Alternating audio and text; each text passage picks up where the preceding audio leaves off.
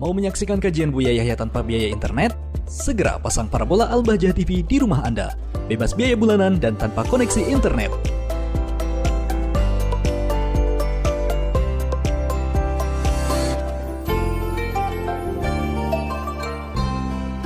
Assalamualaikum Buya.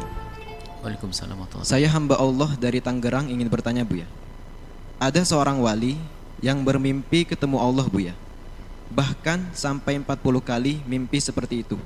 Apakah itu bisa dibenarkan Buya? Terima kasih atas jawabannya Buya. Pembahasannya satu-satu. Yang pertama adalah, mungkinkah orang bermimpi ketemu Allah? Kalau melihat Allah di dunia tidak ada. Yang bisa melihat di dunia itu tidak ada kecuali Rasulullah, itu pun khilaf di antara para ulama. Tapi kalau di akhirat, akidah kita ahli sunnati wal jamaati, ahli iman akan melihat Allah di akhirat dengan cara wallahu alam nanti kalau sudah di surga. Karena Allah laisa kamitslihi syai', Allah tidak seperti apapun, tidak bisa diserupakan dengan apapun dan tidak serupa dengan apapun. Adapun mimpi, ini ulama sudah mengatakan kalau mimpi ada riwayat dari Nabi, mimpi kalau mimpi iya. Bahkan hampir disepakati mungkin seseorang mimpi. Sebab mimpi itu adalah mimpi itu alamnya sudah beda. Dalam kita melihat di dalam mimpi pun sudah tidak dengan indera mata. Kita bisa tahu warna kuning hijau dalam mimpi bukan karena mata kita melek. Mimpi ayo dari indera yang mana itu? Kalau alam mimpi sudah beda alamnya. Coba seorang mimpi, suatu ketika dalam mimpi dia di taman, berjalan dengan anak-anaknya, keluarganya, di taman yang indah, penuh dengan bunga-bunga, warna merah, putih, kuning, hijau, kupu berterbangan. Itu tidak melihat, matanya nggak melihat. Terdengar suara yang merdu, kupingnya di mana? Kan tidak ada suara juga. Namanya mimpi, alamnya beda. Sehingga di sini para ulama mengatakan bermimpi ketemu Allah itu juga mungkin. Baik, setelah mungkin bertemu Allah, kalau seandainya iya bagaimana? Maka tidak bisa digambarkan, tidak bisa diceritakan. Karena apa? Laisa kamitslihi syai'. Tidak ada mimpi ketemu Allah, dia seperti laki-laki. Oh pasti bohong, enggak benar itu. Karena Allah tidak seperti laki-laki. Ya bagaimana wallah alam, itu adalah kisah wali para kekasih Allah. Tidak bisa, wali pun nggak bisa bercerita begini-begini. Karena apa? Itu sudah sesuatu yang di luar jangkauan akal. Caranya seperti apa? Jadi kalau mimpi ketemu Allah adalah dari sisi mungkin, bukan semungkin, sisi mungkin begitu. Kemudian apakah terjadi? Ada dinukil dari para ulama seperti Imam Ahmad bin Hanbal pernah mimpi berkali-kali ketemu Allah, tapi tidak menjelaskan begini-begininya, tidak. Baik, kemudian berarti waliullah mungkin bermimpi ketemu Allah. Sekarang permasalahannya bukan di sini. Kita masuk permasalahan baru lagi. Waliullah mimpi ketemu Nabi. Jadi kalau kaidahnya ini sudah benar bahwasanya wali mungkin ketemu Allah. Cuman permasalahannya bukan di sini. Yang apakah benar dia wali lalu dia ketemu Allah dan ngomongnya itu benar atau tidak? Seseorang mengatakan aku mimpi bertemu Allah. Siapa dia? Dia wali. Ya, kita husnudzon dengan perilakunya yang selama ini baik-baik, nggak pernah terungkap kebohongan dalam hidupnya. Nggak ada pernah ciri-ciri bohong. Hidupnya cirinya bohong. Sedikit ngaku mimpi ketemu Rasulullah, sedikit bohong sini nih. Selalu ngaku ketemu Allah. Kalau dari awal tanda kebohongan yang bukan dia. Tapi kalau memang dia waliullah mungkin. Nah, ini sekarang siapa yang memastikan dia waliullah? Kita kan khusnudon, diajari khusnudon kepada siapapun. Oke, khusnudon. Tapi khusnudon kita ada dasarnya. Dia adalah minas solihin, orang yang soleh, orang jauh dari kemaksiatan, tidak pernah mengucapkan kalimat bohong dan sebagainya sepanjang hidupnya. Maka seperti Imam Ahmad bin Hanbal kemudian dinukil dari beliau bermimpi ketemu Allah, ya orang mudah percaya. Lah ini orang di mana nggak tahu tiba-tiba ngaku ketemu Allah. Nah ini permasalahannya, ini bener ndak dia tuh mimpi itu satu. Kalau nggak bener nih urusan dusta. Yang kedua adalah yang menceritakan. Lah yang menceritakan ini jujur bener enggak? Jangan-jangan saya ini tukang pendongeng yang suka bohong. Saya pendongeng menceritakan macam-macam.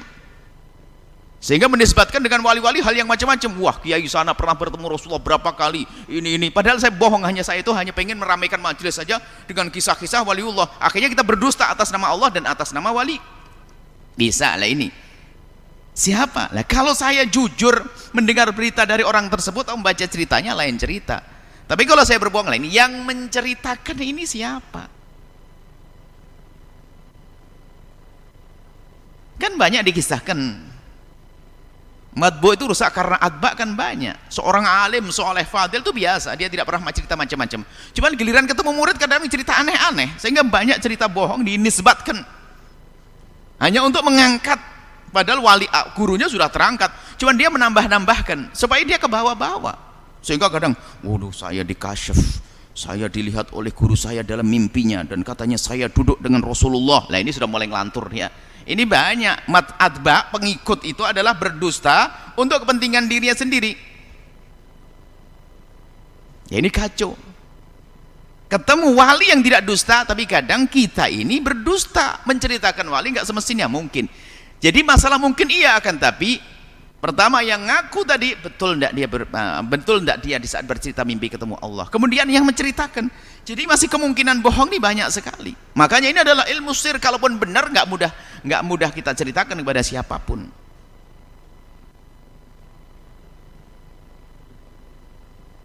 Ya, ini martabat, ada yang ngaku dikit-dikit ngaku ketemu Rasulullah. Misalnya, ya memang bisa dan benar. Tapi berbohongnya itu yang membahayakan. Makanya guru mulia Syekh Al-Habib Idrus Ibn Umar Al-Kaf waktu saat ditanya bagaimana kalau ada orang mimpi ketemu Rasulullah, pendahulu kita kalau mimpi ketemu Rasulullah itu adalah sangat rahasia, tidak banyak diceritakan kepada siapapun. Bahkan di pagi harinya dia bangun dan bersedekah dengan separuh hartanya. Kenapa? Terima kasih kepada Allah. Ini main obral sana ini. Wali ngobrol cerita keramatnya. Wah ini bahaya juga yang demikian itu. Tapi kalau ada seorang wali bercerita dalam irama tertentu, irama tarbiyah, itu sah-sah saja, dan kita harus khusnudzon bahasanya ada wali-wali semacam itu seperti Imam Ahmad, dinukil dari Imam Ahmad bin Hambal, kita percaya, tapi caranya nggak tahu seperti apa, wallahualam. Yang jadi masalah kadang pengikut menambah-nambahkan kisah. Nah ini bahaya banget. Al-adba, pengikut ini suka merusak matbu yang diikuti karena yaitu bualan. Santri berlebihan sehingga sering bercerita tentang kehebatan gurunya yang dibuat-buat. Karena dia dengar ada seorang santri punya guru hebat, dia nggak mau kalah, akhirnya ngarang juga kehebatan gurunya yang dibuat-buat sama dia. Dan ini model dalam dunia wali-wali palsu itu ada muncul begitu nih, keramat-keramat palsu ini dibuat oleh murid-murid berdusta, dan kiainya pun adalah tidak pernah terima. Bahkan suatu ketika ada orang menisbatkan mimpi gurunya mimpi ketemu Rasulullah dan gurunya masih ada mengingkari, ada yang semacam itu. Artinya apa? Ini adalah wilayah-wilayah yang khusus. Jadi yang perlu dibahas adalah hendaknya bukan hal-hal yang semacam itu. Kita hal bagaimana sudahkah kau baik dengan bapakmu, dengan ibumu, dengan saudaramu. Tapi kalau dalam satu bahasan khusus masalah kayak pertanyaan kita menjawab pertanyaan ya. Kalau tidak ada pertanyaan nggak akan kita bahas yang lebih. Paling hanya masalah mungkin saja selesai. Jadi seperti itu ya, jelas. Jadi mungkin ya mungkin. Akan tapi kebenaran seorang mengaku ini adalah bukan nabi manusia, bisa saja berbohong, apalagi ada tanda kebohongan. Kalau seandainya dia benar mimpi ketemu Allah, tapi ada permasalahan lagi. Yang menceritakan ini benar enggak?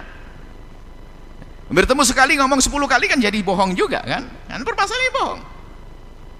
Dia mimpi kayaknya saya mimpi. Dia pakai kayak, didengar oleh murid jadi beneran, bohong juga pada akhirnya. Kuncinya satu. Jika semua hidup kita dengan jujur, apalagi penyampai kebenaran misalnya ya. Makanya kita punya, ingat guru mulia Habib Ali Masyhur, itu abangnya, ayah kakanda dari Habib Umar bin Hafid. Kamu jangan mengucapkan sesuatu kecuali kebayang di matamu kalimat tersebut di sebuah kitab, apakah itu hukum atau kisah. Masih ingat betul kami. Jadi waktu ngajar kami, kalau ingin menukil fatwa ulama, harus kebayang takbirnya, kalimatnya di matamu, termasuk membawa kisah-kisah, supaya kita tidak masuk dalam berbohong. Kalau yang bohong pengarang bukunya lain cerita, kita tidak berbohong. Tapi karena, dan itu kelihatannya tepat sekali untuk kami ini yang sering harus menyampaikan pesan-pesan berita. Kadang kita harus menjadi cerita yang indah, tapi asal akhirnya ngarang, berdusta. Nah, kalau sudah bisa berdusta, wah ini bahaya sekali. Dan sifat Nabi yang paling istimewa adalah, diantaranya adalah tidak berdusta. Bagaimana nanti kalau kita punya bekal dusta, naudzubillah. Makanya kita perlu kejujuran. Kalau kita sudah jujur ternyata kita menukil salah, ini babnya beda. Saya tidak sengaja berbohong. Yang repot adalah hanya untuk melancarkan saya untuk menyampaikan pesan lalu saya berdusta, naudzubillah. Kita urusan dengan Allah. Sehingga kadang dibumbui, mimpi ketemu Rasulullah, mimpi ketemu Allah, mimpi ketemu 25 nabi, mimpi dengan sunnah, ketemu sunan-sunan lah. Lah kalau benar saja nggak terlalu penting untuk diceritakan. Tapi kalau bohong bagaimana? Ya nggak pantas jadi juru dakwah. Intinya seperti itu. Jadi kita waspada dalam hal-hal yang semacam ini. Kalau memang ada ulama yang mengatakan begitu, misalnya saya pernah mimpi ketemu Rasulullah 40 kali, ketemu Allah 40 kali, ya kita husnudzon ini semuanya benar. Kenapa? Kalau dia bohong kan celaka, ya kita husnudzon. Mungkin benar, selesai, tidak usah dibahas, selesai. Oh, mungkin benar kok. Urusan bohong kan dia dengan Allah. Selesai. Kita ngurusi diri sendiri saja. Apalagi itu urusan mimpi, selesai. Dan kemudian di saat mimpi bertemu Allah misalnya, disebutkan Imam Bakhawi mengisahkan, Imam Bakhawi, kalau ada orang bermimpi ketemu Allah lalu memberikan pesan, maka ketahuilah kalau hanya mimpi saja tidak ada pesannya, selesai, nggak ada masalah. Tapi kalau ada pesan tetap harus dicocokkan dengan di alam nyata. Sama mimpi ketemu Rasulullah, kalau hanya melihat saja Rasulullah dalam mimpinya, selesai, nggak ada masalah. Tapi kalau sudah membawa pesan, nggak mungkin kita dengar pesan dalam mimpi kalau bertentangan dengan pesan di alam zahir. Ini Imam Bakhawi menjelaskan masalah mimpi ini. Kalau ternyata perintahnya perintah kebaikan, dicocokkan. Kalau perintahnya kejelekan, itu karena tahdir untuk kita waspada. Misalnya tiba-tiba mimpi ketemu Allah atau mimpi ketemu Rasulullah, nyuruh yang jahat. Tidak mungkin Allah dan Rasulullah menyuruh yang jahat. Berarti apa koreksi? Mungkin kita selama ini sering mengikuti kebatilan. Suruh sadar di saat bangun, itu dikatakan Imam Bakhawi. Misalnya ketemu Rasulullah, cobalah kau mabuk sana, kau ini, berarti itu peringatan agar di saat bangun, ini adalah kebiasaan saya ini.